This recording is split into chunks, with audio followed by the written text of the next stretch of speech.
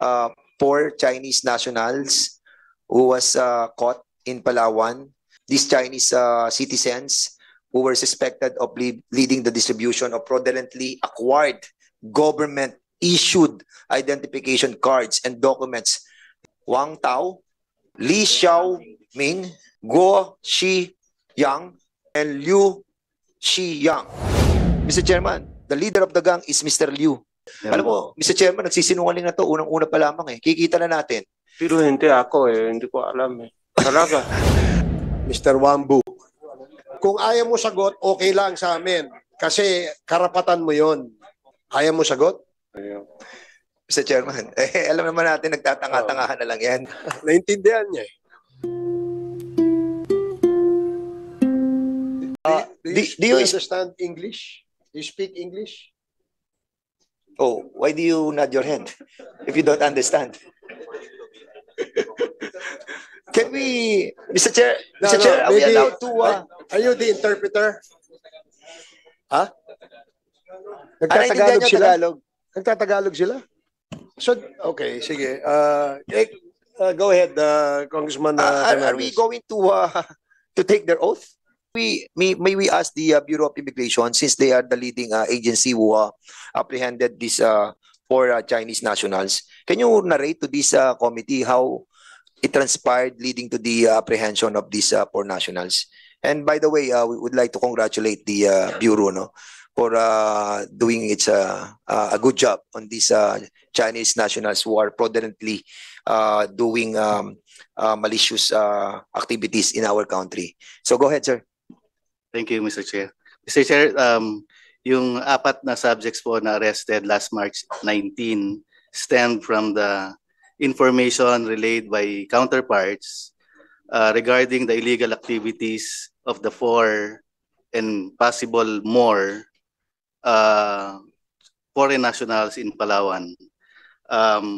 Based on the information, they are facilitating the issuance of Philippine IDs, whether it be fraudulently acquired or fake IDs.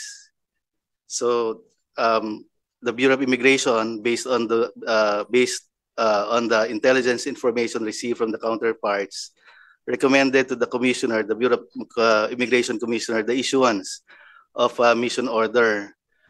So the BI operatives conducted the operation last March 19 and implemented the mission orders against the foreign nationals and was able to arrest 4 on the same site. So the 4 was charged for undesirability and undergoing deportation proceedings, Mr. Chair. You have confiscated different government-issued IDs, such as driver's license, postal IDs, birth certificates, passports. How many passports were confiscated by the Bureau of Immigration? Mr. Chair, 2 passport lang po.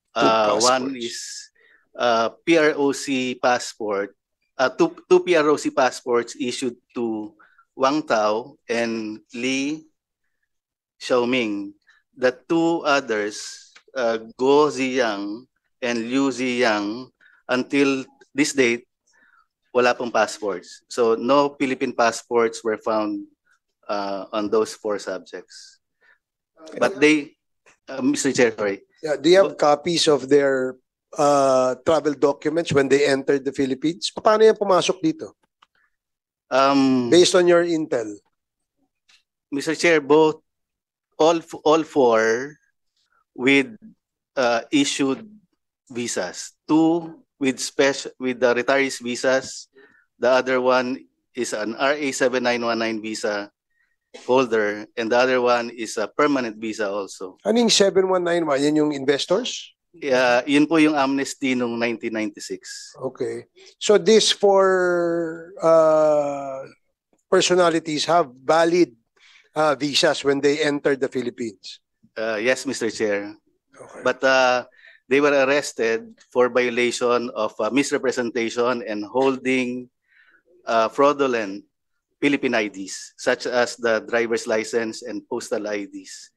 and some shared materials like the titles of the land or property. Sino dito sa apat na ito yung merong retirement visa o retirees visa? To Wang Tao and Li Xiaoming, Mr. Chair. Si Wang Bu, stand up. And the other Wang one, Bu. who else? Retirees visa ito sa kanila? Yes, Mr. Chair. You don't seem retired to me. I don't know how you were able to acquire the retirees visa. Sige, please sit down, sit down. Mr. Chair. You still Go ahead, BID.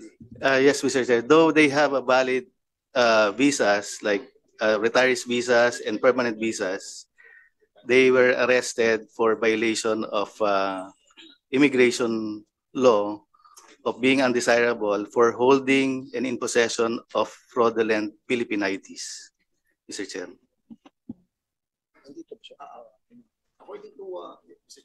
According to Commissioner Norman, what's the name? Tansyongko? Tansingko.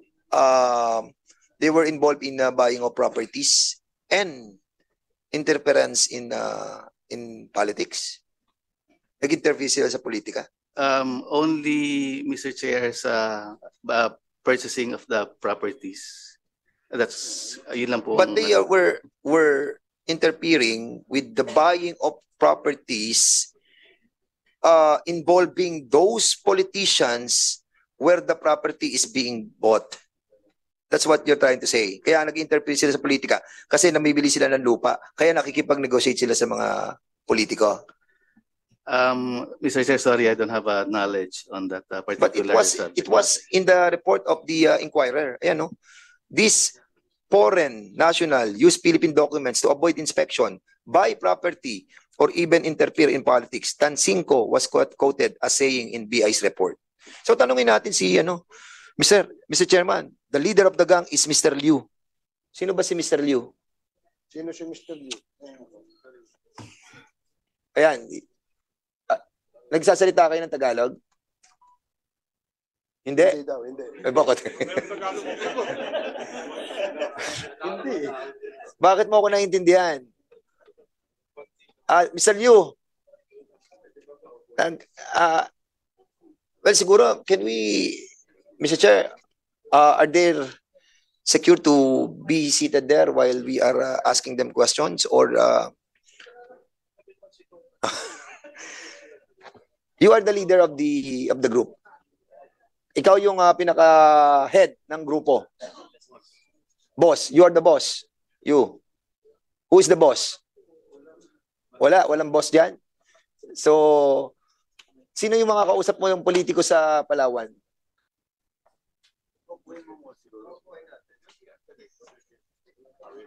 Sige po. I'm asking her to sit down but there's no chair available. So, isa lang. Delikado ka dyan. Sige, sir. Mr. Liu, being the leader of the group, we invite you to sit over. You have the privilege to sit back.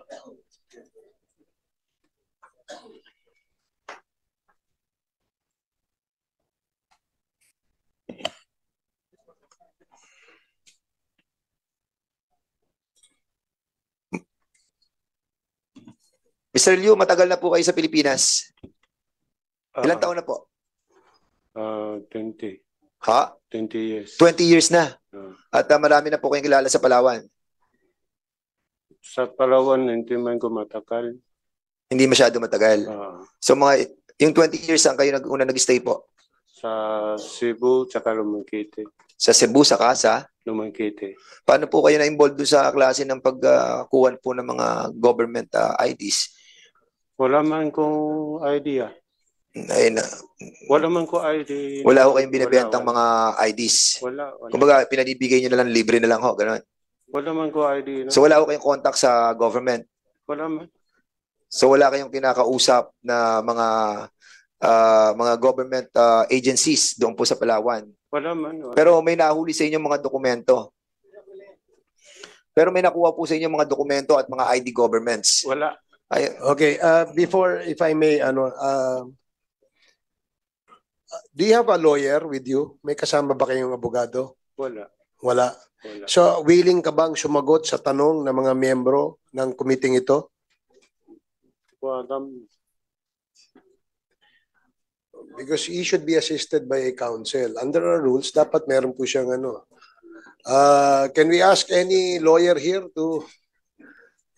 but the very issue that we wanted to tackle here is the culpability of the different. wait, okay. Okay. If I may, Yeah, Congressman Dan Mr. Fernandez, no? Kasi para we won't be accused of, or baka ma-technical tayo. So we'd like to ask them first. Ikaw ba ay willing sumagot sa mga tanong ng mga membro ng komite? Hindi kasi hindi man ko tindihan. Ah, Diba? Hindi man ko okay. masyado kinangnan ko. So, meron ba Maato tayong interpreter? Marunong? Ay, Mandarin? O, ano, Mr. Chair. Ano ba? Mantanin. Ha? Mandarin? Mantanin. Mr. Chair, if they don't have a lawyer, can we assign a lawyer from the House to assist them? But basically, the reason why we invited them is for the members to ask them. If we're not going to ask them and they will not be allowed to answer, maybe we should have not invited them over. And I think yung mga tanong lang po natin, Mr. Chairman, are basically in relation to the culpability of the government agency who connive with these people. Ako, ang focus ko po, Mr. Chairman, sino ba yung mga government agencies that issued documents dito sa mga taong to? But yung kaso po nila, wala po akong pakialam. Pero yung mga government agencies na nakipag-connive dito, yun po ang ipopokus ko, Mr. Chair. And their answer might help us in trying to find out the truth that indeed, sa investigation natin, there are certain government agencies who are earning money. Sigurado pera to. Driver's license, may kita sila. Sa PSA birth certificate, may kita sila. Sa lahat ng mga ini-issue ng mga to, sigurado tayo na kumikita yung ating government agency. Bago ipagpatuloy ni Congressman Dan Fernandez, Mandarin, no? Mandarin. You understand Mandarin. Of course, you speak Mandarin. Tama? Si Attorney Suwa, marunong ka ba mag-Mandarin? No, Your Honor. Okay. Sino bang marunong Kasi we cannot continue asking him questions because baka ma-technical tayo and we don't want that to happen. So, unless may interpreter at willing naman silang sumagot. Kaya nga ang tanong natin kanina, ikaw ba ay willing sumagot sa mga tanong? Kasi kung kailangan mo ng abogado, pwede mag-provide ang komite ng abogado para sa iyo. Gusto mo ng abogado? Mr. Chair. Mr. Chair, nakakaintindi po siya ng Tagalog. If I may, Mr. Chair, baka hindi po niya naintindihan yung term na willing ka ba? Sige. Paano ba Tagalog? Since Mr. Chair, hindi naman po masyadong critical yung mga tanong natin. I think we are doing this in different committees when we invite those who are under our government custody. Natatanong po natin sila a little bit of some factual evidences that we wanted to ferret out. So I think, Mr. Chairman, if you will allow us, but if not, andito naman po si Attorney Romy Acop, he can probably ask him to represent this. Sumasandal ka sa akin. Hindi, Chairman. Mr. Chair, Okay. may I ask the BID?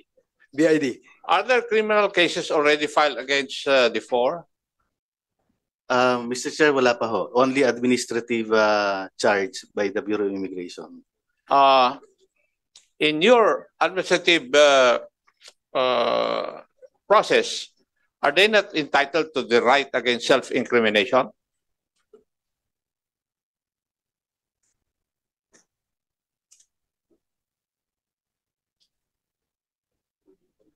They're entitled to that right, Mr. Chair. When you investigated them, did they request for a lawyer? In the absence of their personal lawyer, Mr. Chair, a PAO lawyer is Yes. Was there a power lawyer when you investigated them? during the inquest, Mr. Chair. Okay. Thank you, Mr. Chair. So, Congressman Fernandez. I asked earlier kung may abogado sila. Wala eh. Oh, Mr. Chair. Pero sa immigration po, yung nakuha po ba natin passport nila, Chinese passport, were you able to get a Filipino passport for this for detainees? No Filipino passports, Mr. Chair. Only two Chinese passports presented during the inquest. Actually, Mr. Chair, they have a private lawyer, no PAO lawyer. They have their A own private lawyer. Oh, So they have a private lawyer. Sino po yung private lawyer nyo, Mr. Liu? Meron Sino po bang- yung abogado po ninyo? Meron po kayo abogado na Pilipino, di po ba? Ano pong pangalan ng Anong abogado pangalan po ng ninyo? abogado mo? Wala pa man. Huwag ka na magsinungaling dito. Ay, sinasabi nila meron ka abogado eh. Wala man. Wala pa man. Wala ka abogado? Wala pa. Sino nagre-represent sa inyo nung nung pumunta kayo sa husgado? Hindi ko alam. Meron po ba nagrepresent sa kanila? During the inquest proceedings, Mr. Chair. Meron sila. Meron. Alam mo, Mr. Chairman, nagsisinungaling na to unang-una pa lamang eh. Kikita na natin. Pero hindi ako eh. Hindi ko alam eh. Talaga. Alam mo, sinabi ng aming opisyalis sa immigration that you have meron kang lawyer na kasama nung pumunta kayo sa husgado. At nakita nila na may kasama kayo. Ngayon sinasabi mo wala kayong kasama abogado? Wala kang kilala abogado? Hindi mo kilala abogado nyo? Hindi ko. Yung bang nag-inquest kayo, may kasama kang abogado doon? Nandun pa sila sa Meron inquest? na tanong pero hindi pa man sure na abogado sa amin. Hindi ka sure kung abogado yun? Hindi ba? But he was a private lawyer, correct? Yes, Mr. Chair. Private lawyer. Pero yung the inquest proceedings was conducted sa BI building po. Not sa, Andun po ba sila? Nasa husgado. Andun sila. Andun po sila during the So kung inquest nandun kayo, kasama mo yung abogado nyo. Nakita mo yung abogado nung kayo in-inquest, correct, Mr. Liu? Oo, nung nag-inquest kayo, nung preliminary, nagkita-kita kayo doon sa piskal. So kasama nyo yung kayong apat, tapos meron kayong kasamang isang tao doon na pinagtatanggol kayo, tama? Hindi ko Mr. Chair, Yes, Congressman ako. the BI said that they had a private lawyer. May I know who commissioned the private lawyer?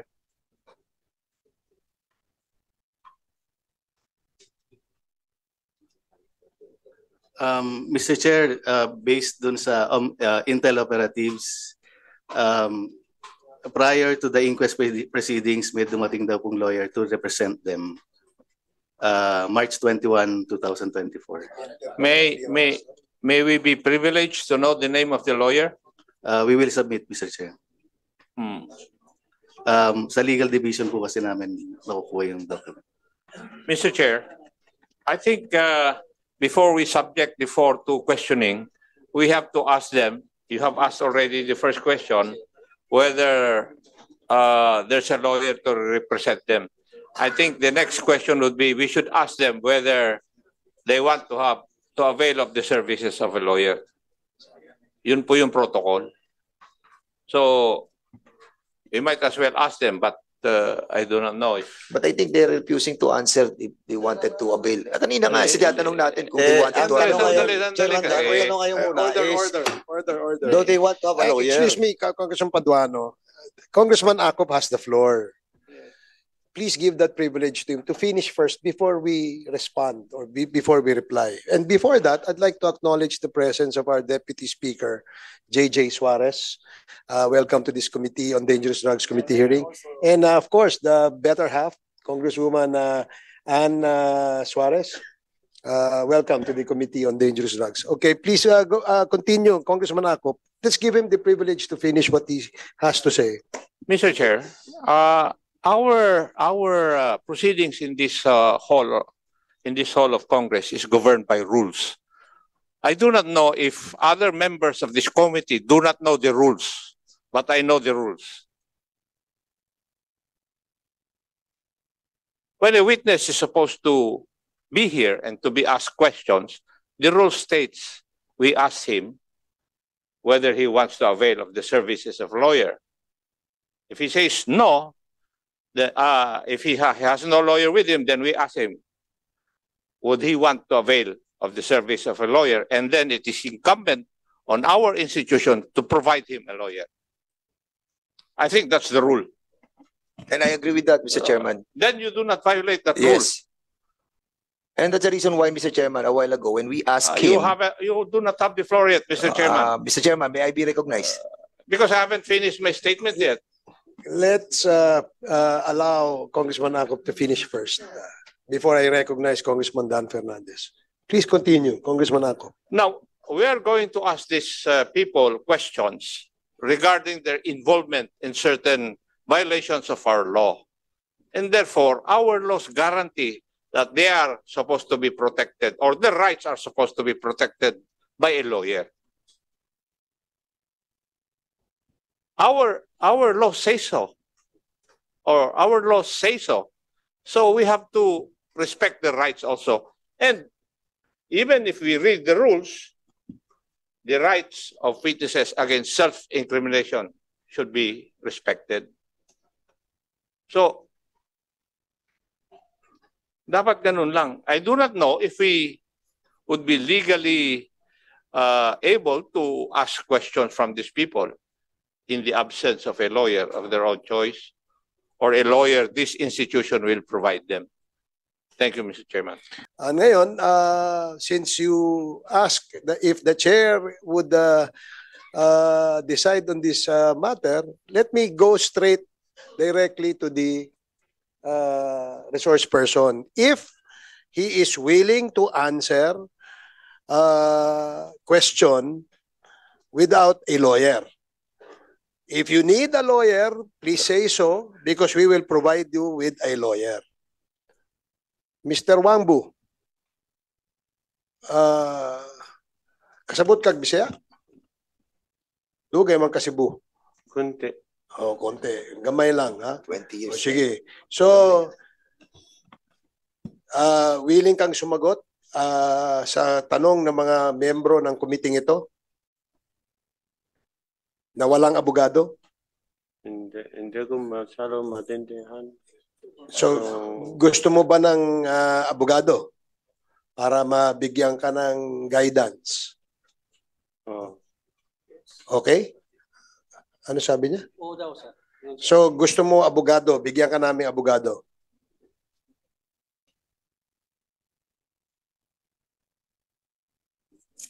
Gusto ba sa abogado?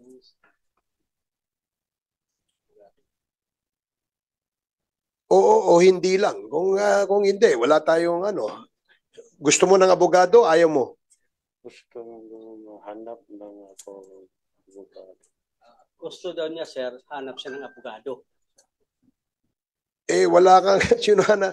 Kasi kung wala kang abogado ngayon, ang Kongreso ay magpo-provide ng abogado para sa iyo.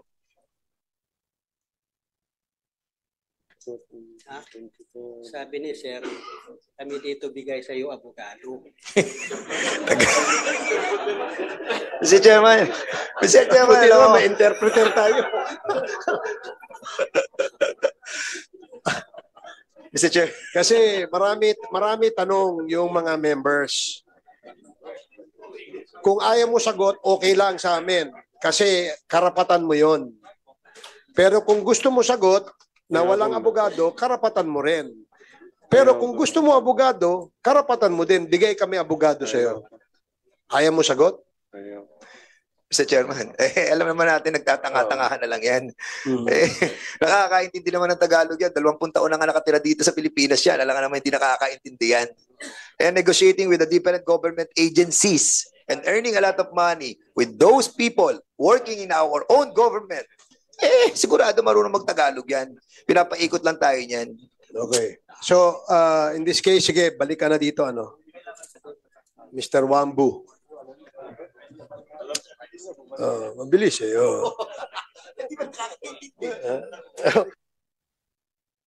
Naintindihan niya eh.